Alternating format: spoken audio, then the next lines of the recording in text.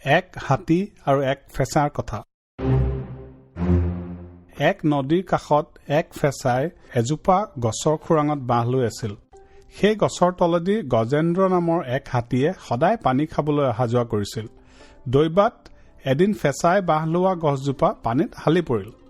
ফেঁচাই একো উপায় নাপায় হাতীৰে সৈতে সখী বান্ধাই সেই গছডাল পোন কৰি ললে। সেইদিনাৰ পৰা ফেঁচা আৰু হাতী দুয়োৰে মহামিত্ৰ হল। এদিন পাৰ্বতীৰ বাঘে সামাজিক দেখিলে যে সি গজেন্দ্ৰ হাতীৰ মূৰটো খাইছে। স্বপ্নৰ ফলৰ কথা বাঘে মহাদেৱক সোধাত মহাদেৱে বাঘক কলে, স্বপ্নত দেখিছ যেতিয়া তই গজেন্দ্ৰৰ মূৰটো খাব পা, যা খাগৈ।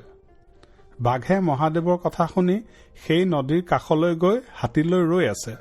সিফালৰ পৰা হাতী পানী খাবলৈ আহিলত বাঘে হাতীক কলে, ককাই, আজি তোৰ মূৰটো সামাজিকত খাইছিলো, পিছে দিঠকতো খাব পায়নে বুলি মই মহাদেৱক সোধাত মহাদেৱে মোক খাবলৈ আজ্ঞা দিছে।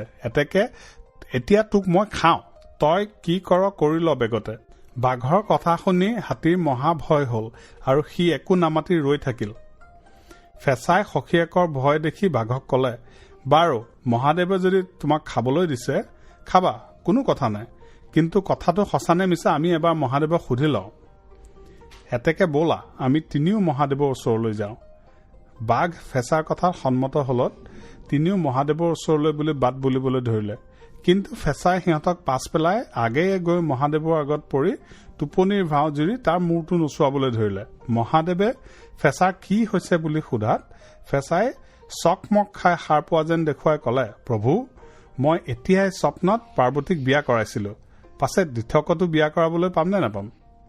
মহাদেৱে কলে, স্বপ্নত পালি বুলিয়ে পাবিনে নেপাও?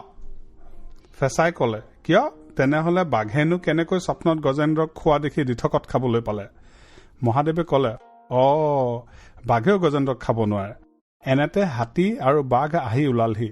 বাঘে হাতীক খাব নোপোৱা শুনি বিমৰ্ষ হৈ ৰল। হাতীয়ে ফেঁচাৰ সৈতে ৰং মনেৰে ঘৰলৈ গুচি আহিল।